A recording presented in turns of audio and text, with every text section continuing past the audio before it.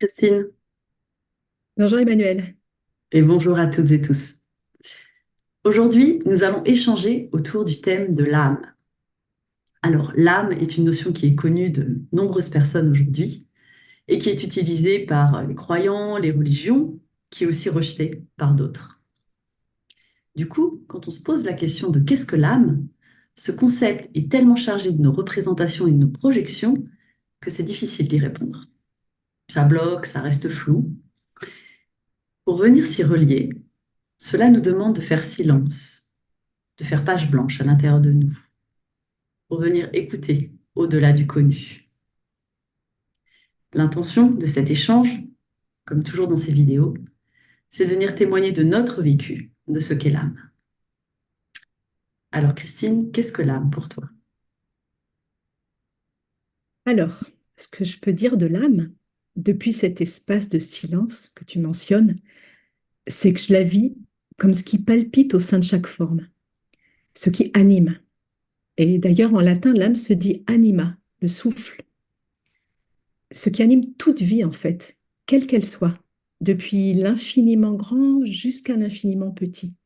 Elle est omniprésente, elle anime tout organisme. Il y a l'âme de l'humanité, l'âme de la planète Terre, mais aussi celle d'un système solaire, d'une nation ou d'un individu. Et c'est aussi le facteur conscient en toute forme, dans le visible comme dans l'invisible. C'est finalement cet aspect conscient, plus ou moins épanoui, plus ou moins voilé ou manifesté, qu'on nomme de différentes façons. Âme, essence fondamentale, conscience, soi, avec un grand S, ou encore être essentiel. Il y a donc une âme, parce que j'entends une conscience. On a tous une âme. Alors, c'est pas tant qu'on a une âme, on a une conscience, mais que nous sommes âme et que toute vie est conscience. Alors, c'est vrai qu'en tant qu'individu, on s'identifie et on est identifié par les autres à notre personnalité. On croit être notre personnalité et on pense avoir une conscience, une âme. Mais nous sommes être conscience. Et même si nous ne le percevons pas tous, nous sommes âme. C'est vraiment notre nature profonde, fondamentale. C'est ce qui demeure, quelles que soient les transformations ou les disparitions des formes des corps.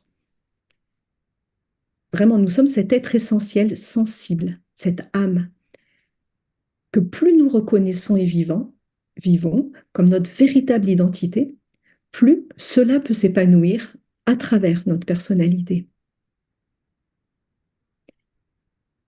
Et pour toi, Emmanuel, c'est quoi l'âme? Qu'est-ce que tu entends derrière ce mot? Aujourd'hui, en résonance avec ce que tu partages, je peux dire que l'âme, c'est vraiment ce que je suis fondamentalement, mon identité profonde, comme celle de chaque être vivant sur cette planète, et même au-delà. Et cette identité, je la définis comme étant conscience, une conscience d'unité à l'œuvre dans toutes les formes de vie.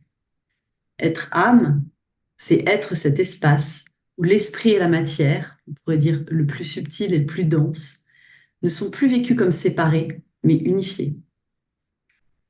Pour moi, le point de vie dont l'âme témoigne quand elle dit je suis et celui dont la personnalité témoigne n'ont rien à voir. Déjà parce qu'en tant qu'âme, il n'y a pas la personnalité d'un côté et l'âme de l'autre. Il n'y a qu'une unité, un centre de vie divine qui se déploie et prend des formes dans le monde à travers son outil, la personnalité. Hmm, d'accord. Mais qu'est-ce que tu veux dire plus précisément par conscience d'unité? Peux-tu expliquer? Je dirais, prenons un exemple. Tu es là en train de me poser des questions derrière ton écran. Il y a toi, il y a moi de l'autre côté de l'écran, peut-être actuellement une troisième personne qui est en train de nous écouter. D'un certain point de vue, il y a trois personnes séparées en train de partager quelque chose. Mais si je regarde cette scène du point de vue, du point de vie de l'âme, il n'y a pas de séparation entre les protagonistes. Nos formes physiques semblent séparées, mais du point de vue de la conscience, cet autre nom de l'âme, nous sommes une unité en train de créer et de vivre une certaine réalité. Autrement dit, si je suis polarisée au niveau de l'âme dans les expériences quotidiennes, je peux à la fois exprimer ma singularité et l'autre la sienne, sans que jamais ne cesse en moi la conscience d'une unité à l'œuvre. Hmm. Ça résonne un peu comme différencier, mais pas dissocier. C'est tout à fait cela. Il est possible d'être cette conscience unifiée, même quand les corps sont séparés, les idées différentes ou les émotions qui vibrent d'une autre manière. Et même quand l'autre n'a aucune idée ou aucune sensibilité d'être une conscience unifiée. En fait, on ne se laisse plus happer par les différences, les apparents désaccords, du point de vue de la personnalité en tout cas. Et tout en gardant notre note, on garde aussi intacte la conscience de cette plus grande unité à l'œuvre. Hmm. Ça semble bien paisible, la vie, de ce point de vue-là. Oui, c'est effectivement un autre monde. On sort vraiment du paradigme où l'on essaye de changer les choses pour aller vers un paradigme où vivre consiste à être et exprimer qui je suis, ou plutôt qui nous sommes. C'est-à-dire, La note que j'exprime en étant ce point de vie d'âme, qui est relié donc à toutes les autres formes, n'est plus une note individuelle, un je pense que de la personnalité, mais une note de groupe qui s'exprime à travers un je, moi en l'occurrence à ce moment-là. Et je dépasse, en devenant âme, ma propre individualité pour toucher à quelque chose de plus collectif. Le mon âme et ET, ton âme, devient le mon âme et EST, ton âme. La conséquence plus psychologique que cela a, dans mon expérience en tout cas, c'est lorsque deux personnes qui sont connectées à l'âme interagissent, elles le font à partir d'un espace unifié. Et de là où j'en suis en tout cas, où nous pouvons apprendre à penser comme un, sentir comme un et parler comme un, sans pour autant se répéter ni dire la même chose, mais en sentant que l'on parle du même endroit, même si on ne voit pas la même chose. alors en tant qu'âme, on peut ne pas voir la même chose. Et ce n'est pas pourtant l'endroit où tout se rejoint. Dans la conscience, oui, effectivement, ça se rejoint, mais pas forcément dans la forme. Et nous sommes habitués à confondre justement unité de forme et unité de conscience. Se rejoindre au niveau de la conscience, c'est vraiment rejoindre un champ collectif où chacune peut exprimer sa note, ce qu'il en vit et en voit. Et de là, une note collective peut émerger, qui va être à ce moment-là exprimée ou saisie par l'un ou l'une d'entre nous. Mais cela n'est possible que parce que le champ est tenu collectivement. Et l'unité est là, dans la conscience. Maintenant, dans la forme, on peut exprimer effectivement quelque chose de différent, mais sentir que nous sommes unifiés au niveau de la conscience. Je ne vais pas entrer ici dans les détails, mais les âmes comme les personnalités ont des qualités différentes. Par exemple, pour une âme, la qualité qu'elle va rayonner dans le monde, c'est la conscience d'unité. Pour une autre, ce sera la création de formes qui expriment une plus juste relation ou une relation plus ajustée entre l'esprit et la matière. Et du coup, forcément, suivant la qualité d'âme qu'on voit, on peut effectivement dans la forme manifester quelque chose qui peut sembler différent. C'est pour cela qu'on ne peut pas dire ah, ça c'est vraiment un comportement d'âme, parce que potentiellement, la forme peut être la manifestation d'une conscience unifiée. Tout dépend d'où part l'action et de quel point de conscience. Et toi, Christine, est-ce que tu peux témoigner de ce que tu en vis? Qu'est-ce que tu vis de l'âme? Alors oui, pour moi aussi, c'est tout d'abord un vécu d'unité fondamentale. Me vivre âme incarnée, c'est vraiment vivre cette qualité d'unité que nous sommes essentiellement, au-delà des formes différentes, à travers les formes et avec toutes les formes. Vraiment une conscience de non-séparativité derrière l'apparente dualité. Donc c'est effectivement vivre qu'il n'y a pas de séparation entre mon essence fondamentale et la tienne. Ce n'est plus toi et moi, mais bien nous. Et c'est vivre qu'il n'y a plus de séparation entre nos âmes et l'âme une, la grande conscience universelle. Finalement, je me vis âme et je perçois les autres âmes comme étincelles d'une plus grande conscience globale, plus large, qui inclut toutes les paires d'opposés, toutes les différences. Et je me vis âme comme un point d'unité, de paix, un point de joie et de lumière au sein d'une bien plus grande lumière, d'une unité plus grande encore. Une même âme dans une plus grande âme. C'est ça que tu vis? Oui et non. Si on est tous étincelles, effectivement, de la même grande conscience, on peut aussi discerner les détails de cette grande unité. C'est ce vécu sensible d'unité différenciée que tu évoquais. D'ailleurs, tu me demandais ce que je vis de l'âme. Eh bien, c'est vrai que polarisée en tant qu'âme, je peux progressivement mieux percevoir les détails, les différentes notes de l'être un qui s'expriment à travers chaque personnalité. Donc finalement, mieux discerner les différentes énergies consciences que nous sommes. Comme une oreille aiguisée perçoit avec de plus en plus d'acuité les différents groupes d'instruments qui jouent dans un orchestre, comme les instruments à cordes, à vent, les bois, et cela tout en percevant la beauté de l'ensemble, l'unité de la symphonie. Bien de la même façon, il y a des groupes d'âmes qui jouent ensemble une partition spécifique, qui ont une qualité et donc un rôle particulier dans la grande symphonie terrestre. Et d'où vient cette perception des groupes d'âmes et de leurs qualités spécifiques? Alors en fait, c'est une perception qui se fait progressivement depuis l'âme et dont on trouve des indications dans les enseignements de maîtres de sagesse, comme ceux d'ailleurs transmis par Alice Bailey et dont la psychosophie se fait le relais. Alors on ne peut pas développer maintenant, mais c'est vrai que depuis ce point d'âme, on reconnaît progressivement que si toute âme vit les qualités essentielles comme l'unité, l'intelligence créatrice, la volonté, ou d'autres encore, certaines les vivent plus intensément. Elles s'y consacrent et elles peuvent les rayonner plus particulièrement. Et non seulement les âmes ne sont pas toutes les mêmes, mais elles ne sont pas non plus toutes au même point d'épanouissement à travers les personnalités. En fait, nous n'avons pas tous le même âge de conscience, qui n'a rien à voir avec l'âge physique. Et c'est vrai que depuis la conscience claire de l'âme, je peux aussi commencer à discerner la conscience en cours de révélation en chacun. Vivre finalement que nous sommes tous des apprentis musiciens à la grande école qu'est la vie sur Terre, avec des classes d'âge, de conscience différentes. Qu'il n'y a ni supérieur, ni inférieur, ni échec, ni erreur, seulement des apprentissages, des expériences d'apprentissage. Et que la grande symphonie jouée par tous, chacun à son niveau, est vraiment en cours. Mais, et toi, Emmanuel, quel a été ton chemin? Comment est-ce que tu t'es ouverte à cet autre monde? Très clairement, il y a deux choses qui m'ont ouverte à cette dimension de moi-même. Ma rencontre avec la mort quand j'avais 15 ans, suite au décès de mon père.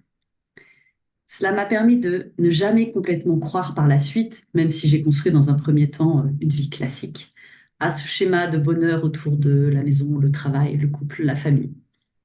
Car finalement, comment y croire vraiment quand on sait que ce qui vous est le plus précieux peut vous être enlevé du jour au lendemain? Je suis partie chercher d'autres réponses vers l'âge de 30 ans.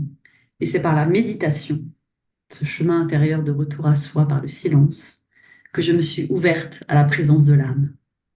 J'ai une âme, pensais-je alors, et cette âme est intouchée et intouchable par rapport à toutes mes blessures, mes manques et mes errances. Pour la personnalité, ça a été une révélation, la promesse et aussi un chemin de guérison. Et puis petit à petit, je me suis rendu compte que la guérison n'est pas le but, que le bonheur, tel que vu par la personnalité, n'est ni le but ni l'objet, que tout ce que je croyais réel ne l'est pas vraiment, et que ma personnalité est plus un programme qui traite les informations reçues, les expériences, et les transcrit en sensations, émotions, idées, mais que c'est un autre programme qui souffle la vie derrière, et qui nous propose une vision et une expérience de la vie bien différente. Si j'ai pu expérimenter qu'une forme de guérison de mes blessures m'a conduite à l'âme, aujourd'hui néanmoins je me questionne. Car n'est-ce pas là aussi une histoire que l'on se raconte, que l'on doit d'abord guérir pour accéder à l'âme? Et si ce n'était pas nécessaire? Et je me dis, qui sait, à l'avenir, peut-être que cela aussi va évoluer. Car la dimension de l'âme est bien différente de la dimension de la personnalité. Et pour toi alors, Christine, quelles ont été les étapes, ton chemin jusqu'ici avec ce vécu d'âme? Mm. Alors, c'est un chemin en cours, hein, avec des reconnaissances intérieures de plus en plus inclusives. Je suis passée de la perception de l'âme, vécue comme extérieure. J'ai une âme, j'ai une conscience, j'ai conscience d'eux, à une perception bien plus intérieure, comme guidée par un appel d'être essentiel, attirée par la vibration de quelque chose comme le meilleur de moi-même, le plus subtil. Et j'ai alors aspiré intensément à rejoindre cet être dont je commençais à sentir les qualités d'unité et de lumière. Mais j'avais beau savoir mentalement et sensiblement que j'étais cette âme, je ne le vivais pas. En fait, je cherchais à la rejoindre par la volonté personnelle, toujours centrée sur moi, avec des moments de toucher, c'est vrai, hein, quand je lâchais cette volonté, mais dont je n'aurais rien pu dire réellement. L'être était encore très flou, vague, très éthéré, car je n'étais que dans la sensation, ce que ça me faisait à moi personnellement. Et comme tu le mentionnais, c'est par la méditation mentale de groupe régulière, méditation d'ailleurs dont nous témoignons sur d'autres vidéos, mais c'est important de souligner que c'est une méditation mentale, car c'est par le développement de notre mental sensible, orienté vers plus subtil, plus grand, plus large, qu'on capte la vibration supérieure de l'âme, qu'on a des touchés d'âme conscients et qu'une véritable identification à l'âme peut alors progressivement se faire, se vivre.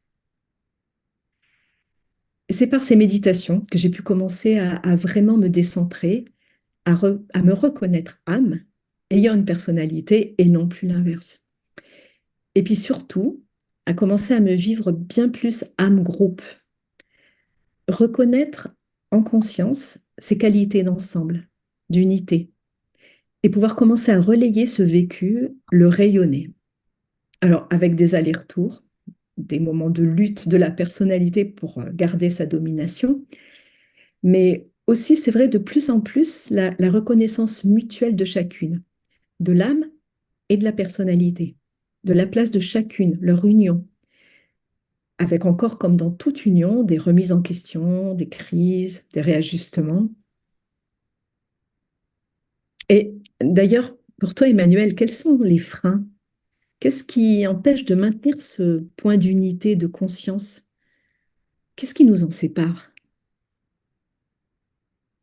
Le frein principal, c'est le retour à mon identité individuelle, qui me fait prendre ma personnalité non comme l'outil de l'âme, mais comme mon identité profonde et unique. Et dès lors, en fait, toute ma sensibilité, ma volonté, mon intelligence créatrice partent de ce point d'unité individuelle. Alors, attention, la personnalité n'est pas un obstacle à supprimer. Il faut bien se rappeler que c'est le meilleur allié de l'âme pour manifester dans le monde, justement. Et là où ça pêche et où ça devient problématique, c'est quand ma personnalité se met à son propre service, se referme sur sa propre sphère identitaire. Un corps émotionnel agité, un mental concret qui tourne en boucle me renseigne sur où je suis polarisée et à partir de quel endroit finalement j'aborde une situation. À nouveau, ce n'est pas un problème, mais c'est important de conscientiser où l'on est.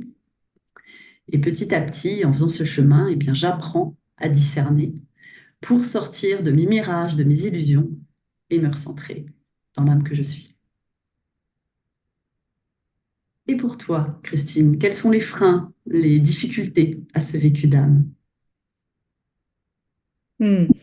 Alors, c'est effectivement quand ma personnalité reprend le pouvoir pour elle. Et je vois bien que c'est surtout quand ma partie émotionnelle est troublée. Elle peut alors vraiment rétrécir cette vie d'âme. Et notamment quand certaines croyances, certains mirages refont surface. comme pour demander à être regardé vraiment et à être dissous. Et ce sont des moments où ma personnalité, au lieu d'être le moyen d'expression de l'âme que nous sommes, me fait réagir ou me fait perdre conscience de l'unité, me fait perdre la conscience d'unité, la vision du réel derrière les apparences formelles. Et je me retrouve alors comme dans une obscurité, une perte d'identité momentanée.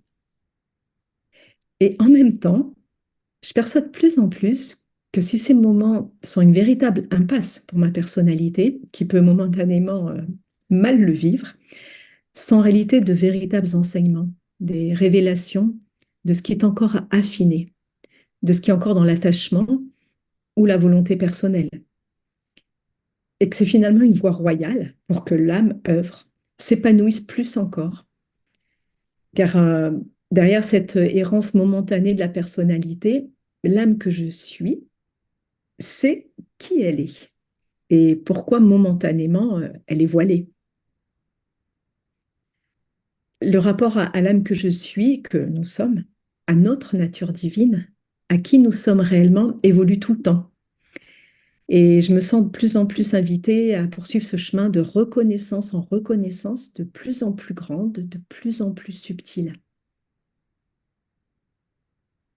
Et de ton côté, Emmanuel, comment retrouves-tu le vécu d'âme? Quel chemin empruntes-tu quand ta personnalité reprend le dessus et puis sort de son rôle? Déjà, il s'agit de voir, de le voir et de le sentir.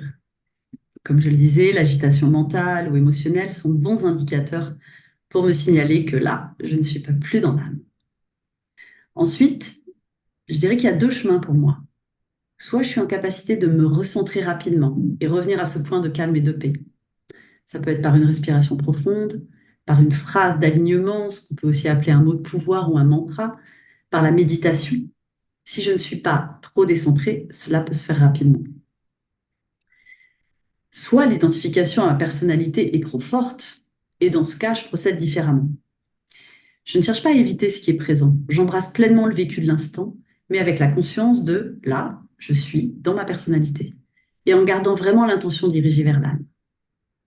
Je regarde et je ressens en même temps ce qui se joue. Car finalement, une émotion ou une idée que je défends, c'est quoi? Un bout de ma personnalité, isolé, qui aspire à être reconnu, réintégré dans l'ensemble, c'est-à-dire dans l'âme. Donc il n'y a pas à s'en méfier, juste à l'identifier pour le réassocier à l'âme que je suis. Et enfin devenir une personnalité intégrée, c'est-à-dire dont toutes les parties sont reconnues par l'âme. Et toi, du coup, dans ces moments où l'âme est momentanément voilée, comment retrouves-tu le chemin? Hmm.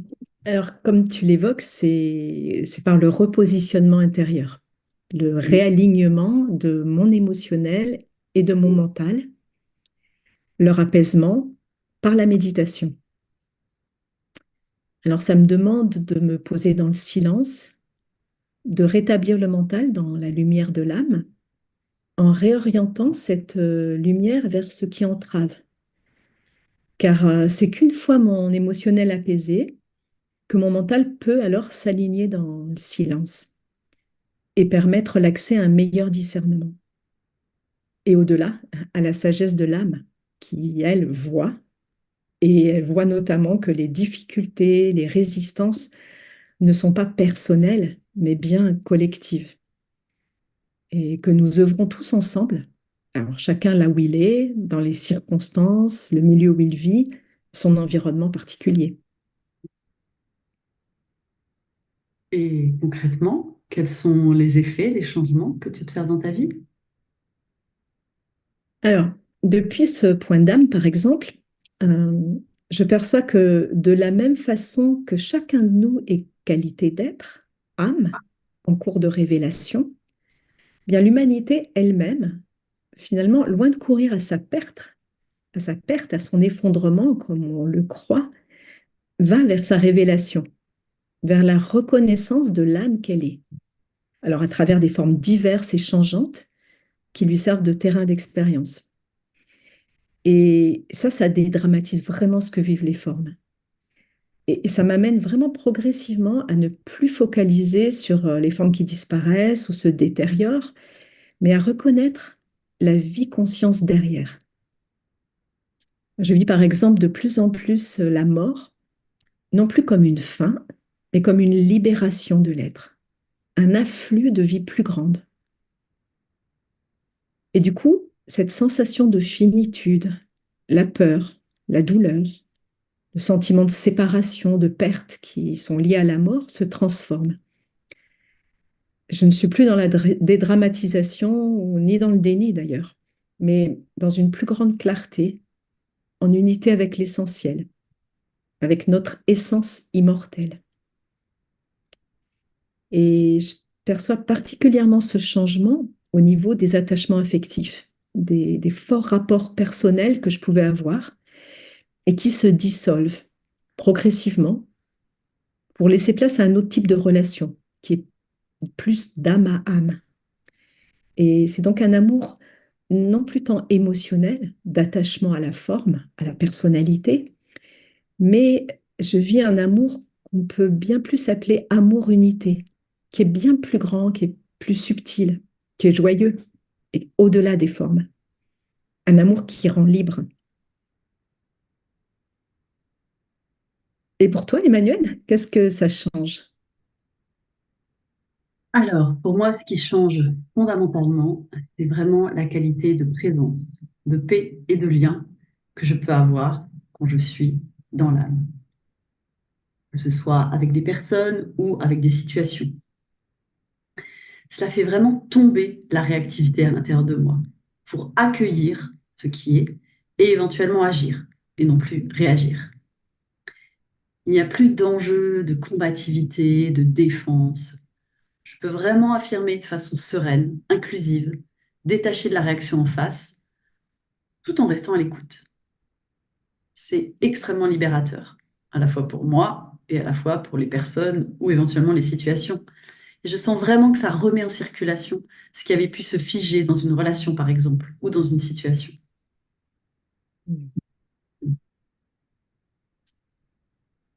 Hmm.